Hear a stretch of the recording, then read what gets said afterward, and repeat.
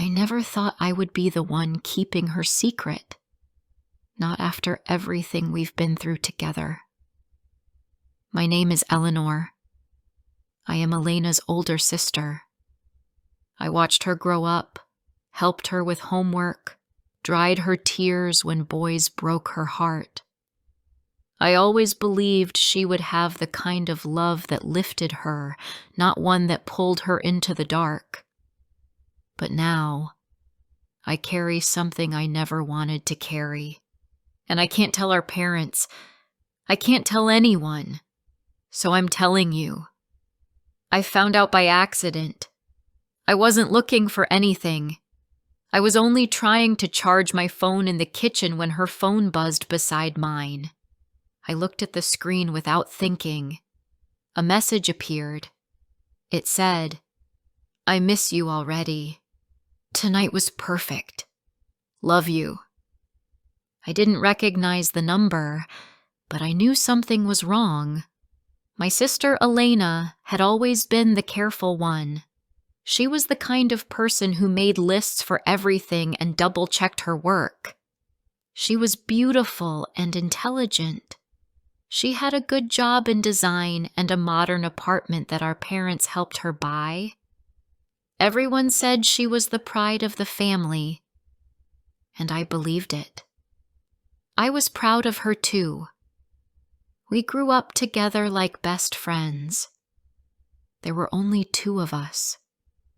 I was the older one, 5 years ahead. When our mother got sick, I helped raise Elena. She cried in my arms as a child, told me her secrets in the dark, and trusted me with everything. So when I saw that message, my stomach felt tight. Something had changed, and I didn't know how to reach her anymore. For a few days, I said nothing. I told myself that maybe it was nothing important. Maybe she was seeing someone and didn't want to tell me yet. Maybe it was just new. But I kept thinking about it. She had told me once that she wasn't dating anyone. She said she was too busy with work. I remembered that clearly. One evening, I went to her apartment to drop off some books. She wasn't home. I waited in the kitchen and drank a glass of water. There was a photo on the fridge. Her and a man I didn't know. They were standing close, smiling. He looked older. Something about his eyes made me uneasy. I felt my chest grow heavy again. Later that week, I invited her to my place. She came with a bottle of wine and her usual cheerful voice. But I could tell she was distracted. Her phone was always near her hand. She checked it when she thought I wasn't looking. I wanted to ask her about the man. I wanted to ask about the message, but I didn't know how.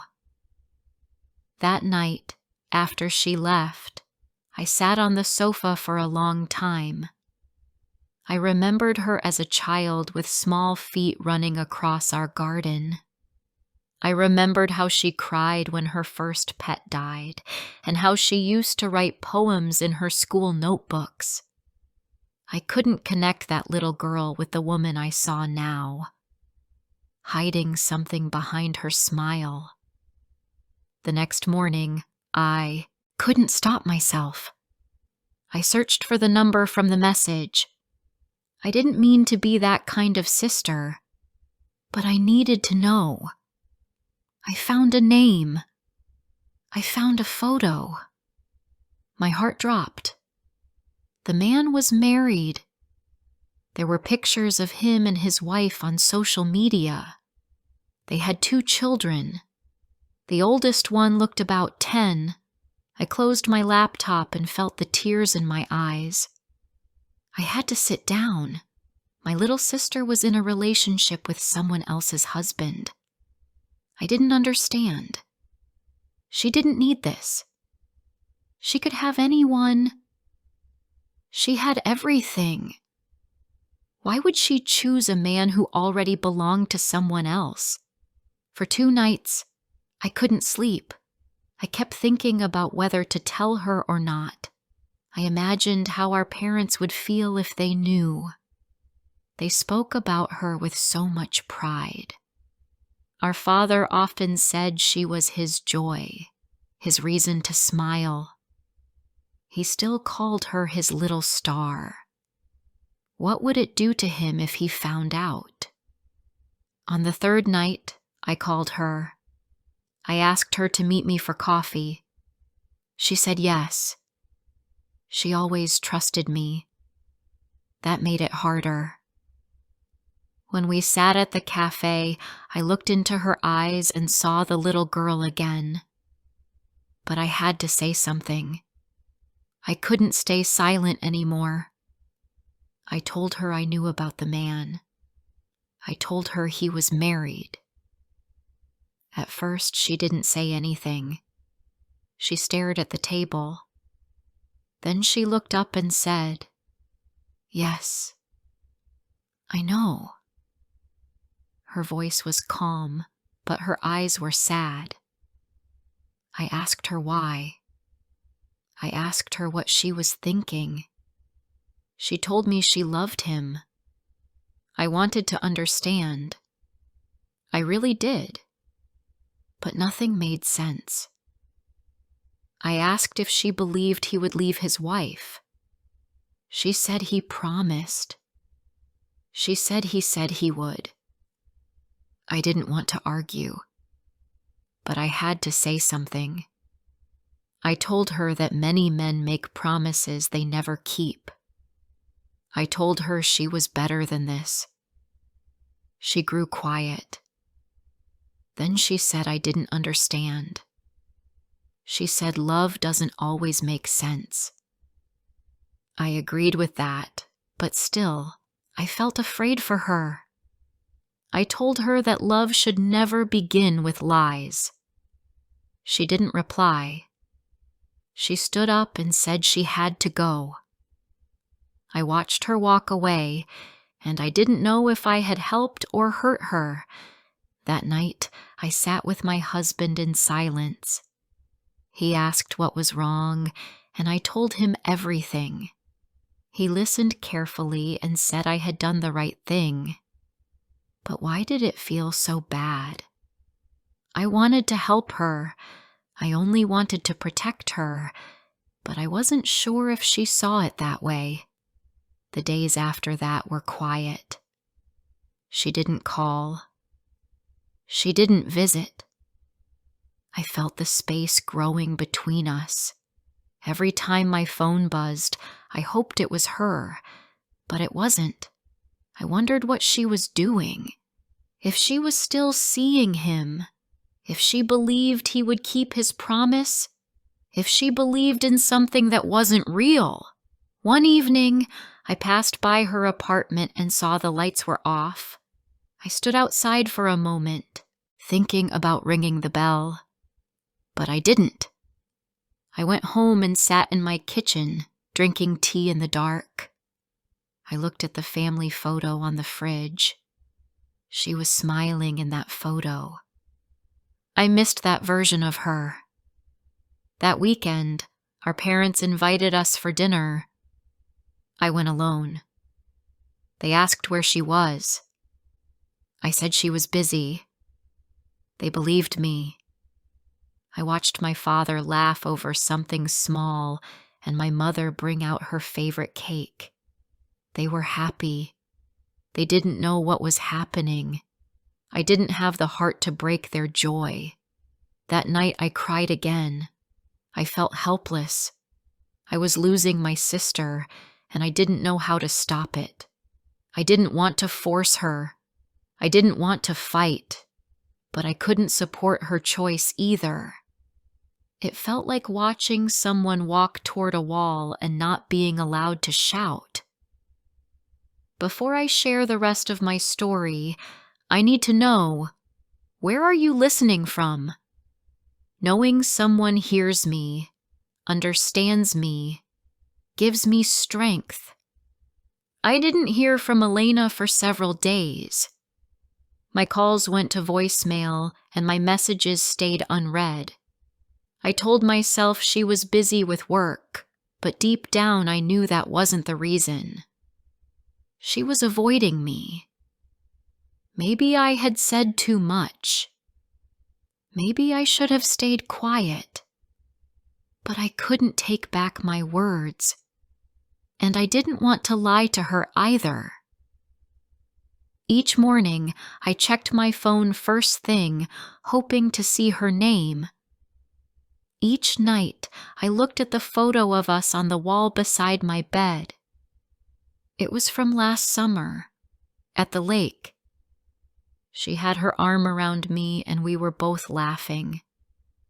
That felt like a different time. I didn't know how we had grown so far apart in just a few months. I kept her secret. Our parents didn't know. My husband didn't ask again.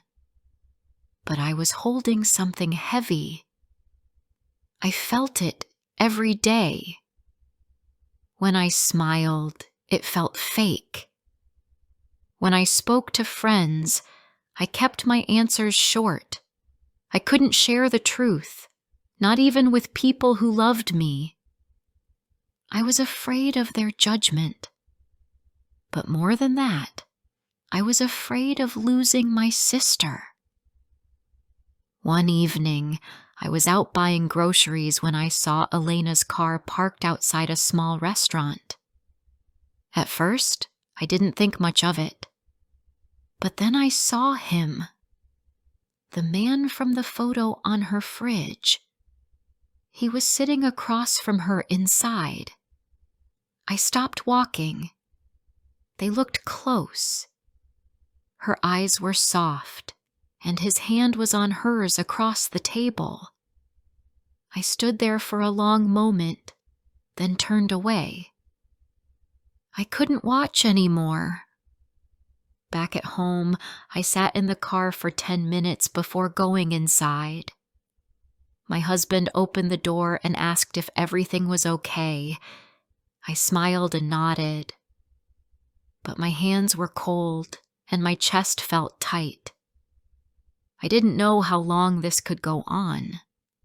I felt like I was watching a slow storm build and I couldn't stop it. A few days later, Elena finally called.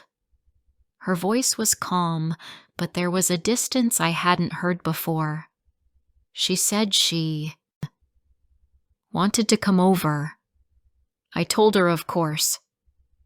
I made her favorite tea, the one with lemon and mint, and waited in the living room. When she arrived, she looked tired. Her eyes were darker underneath, and her smile didn't reach her face. She sat down slowly and wrapped her hands around the cup. We sat in silence for a minute. Then she said, "You don't need to worry about me." I looked at her and said nothing at first. I wanted to ask so many things. Was she still seeing him? Did she really believe he would leave his wife?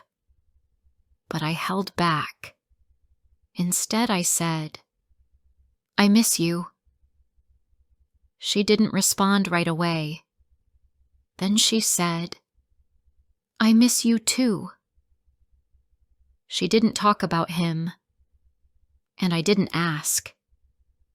I wanted to, but I also didn't want her to leave again. So we sat and drank tea, talking about work and the news and old family stories. It wasn't much, but it was something. At least she was here. After she left, I felt worse.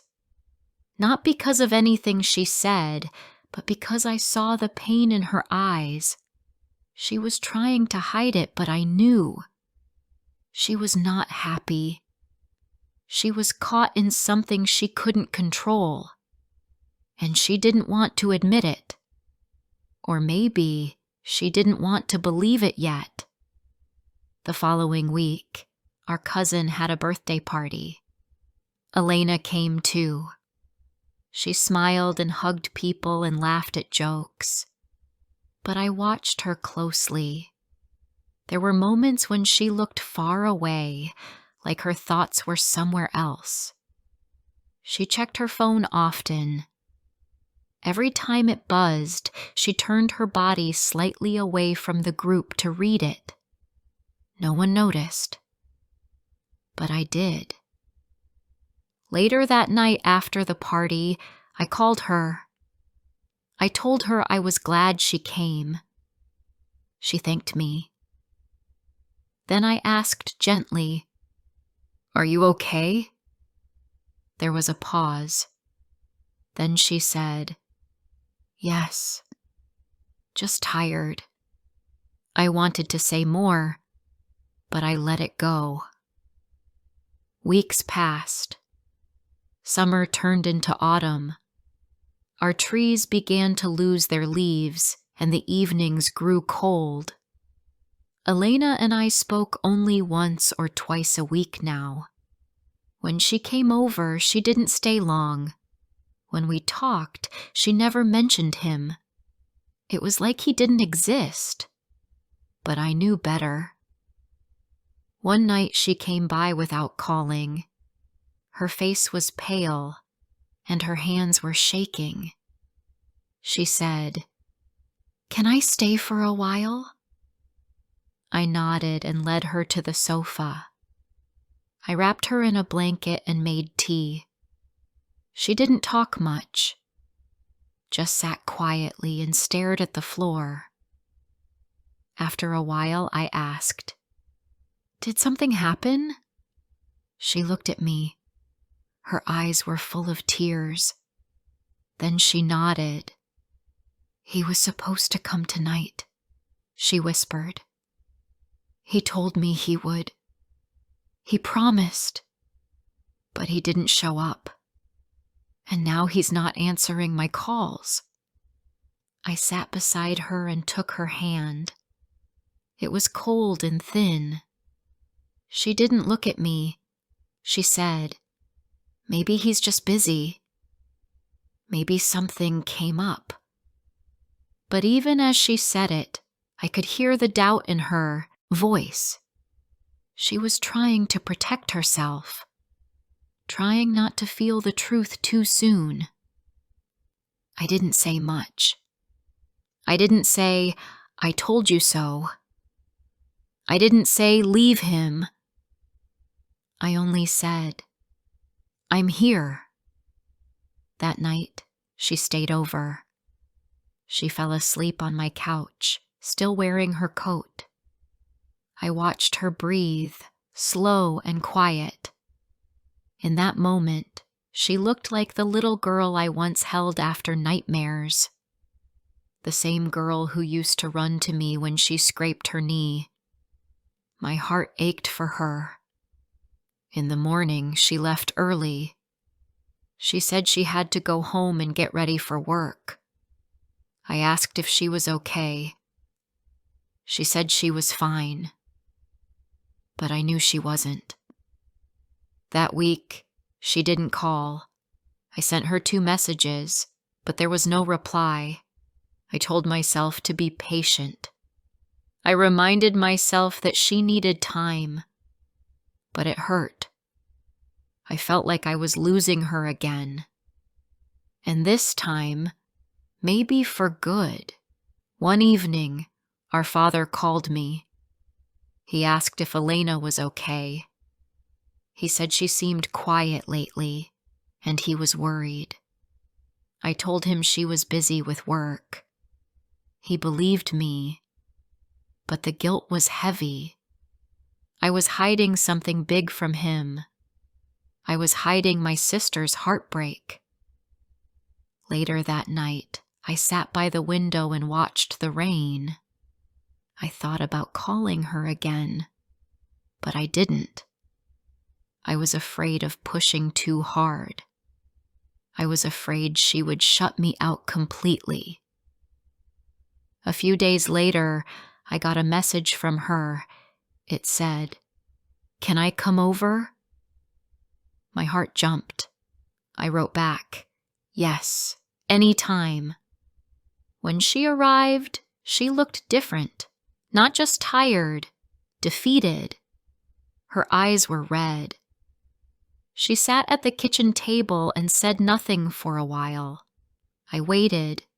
Then finally she spoke. Her voice was small. "It's over," she said. "He told me he can't leave his family. He said he thought he could, but he can't. He said I was important, but not more than his children." I said nothing. I let her speak.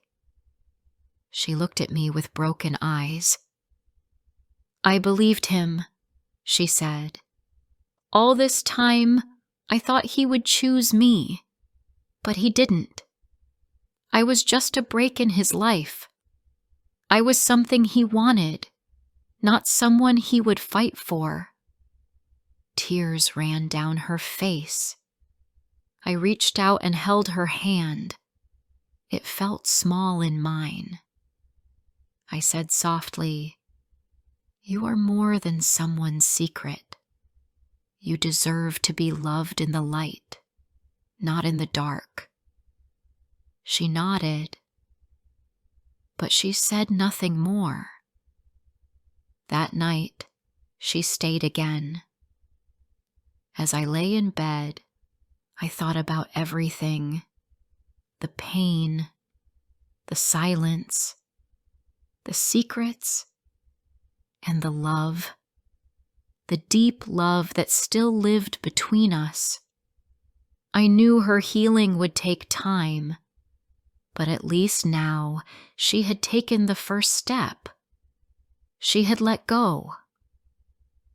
After that night, something changed in Elena. She still looked tired, and sometimes her eyes were red from crying, but she no longer waited for messages. She no longer checked her phone every 5 minutes. She stopped talking about him, not because she was hiding, but because she was finally trying to move on. She stayed at my place for a few days. We didn't talk much about the past. We cooked together, watched simple shows, and cleaned the kitchen like we used to when we were younger. It felt good to have her close again. I didn't ask questions. I knew she would speak when she was ready. One evening, we were sitting on the floor folding laundry. She picked up one of her sweaters, held it close for a second, and said, "I gave him this once. He said he loved soft things." Then she folded it slowly and added, "I'm not giving him anything again. Not even memories." I looked at her and saw how hard she was trying to be strong. Our parents still didn't know. They believed Elena had been working hard and was simply tired. I let them think that. They loved her so much. If they found out the truth, I wasn't sure how they would react. Maybe they would be angry. Maybe they would blame her. Or maybe they would just be sad. The kind of sadness that doesn't speak but lives in the eyes. One day, Elena said she wanted to go back to her apartment. She needed to return to her own space, her own life. I helped her pack her things. As she picked up her bag, she looked around my home and said, "Thank you. You gave me a place to feel safe again." I hugged her and said, "You'll always have that." In the days that followed, we talked more often. She called in the mornings, sent short messages during lunch, and sometimes asked me to meet her after work. I could hear something different in her voice. She still felt pain, but she was no longer letting it control her. That gave me hope. One Friday evening, I invited her for dinner. She brought a pie she had baked, something she hadn't done in a long time. We sat at the table, eating slowly and talking about our childhood. At one point she said, "Do you remember how I used to talk about getting married under the big tree near Grandma's house?" I smiled. "Yes. You even picked the color of your dress." She laughed. "I think I wanted a pink one." We both laughed then. It was the first real laugh in weeks. After dinner, she said something that stayed with me. She said, "I think I wanted to be chosen so badly that I forgot to ask myself what I deserved." I didn't reply. I only reached across the table and held her hand. She looked at me and nodded. That moment said more than any words. Autumn became winter. The cold came early that year. Snow touched the rooftops, and the streets turned white. Elena sent me a picture one morning. Her apartment window covered with snowflakes. Under the photo, she wrote, "Clean starts, like new snow." She didn't speak about the man again, not even once. It was like she had put him in a box and buried it. Maybe she still thought about him. Maybe the pain returned on quiet nights. But she no longer let it break her. I admired her for that. She had fallen, but she got back up on her own. Around Christmas, she started painting again. It was a hobby she had left behind years ago. She sent me a photo of a painting she had done. It was simple. A woman sitting under a tree, looking out at the sea. The colors were soft, but the feeling was strong. I asked her what it meant. She said, "It's how I feel. Quiet, but still here." At our family Christmas dinner, our father gave a small speech. He looked at Elena with proud eyes and said, "My daughters are my life." Elena smiled. She looked calm. For the first time in months, she looked peaceful.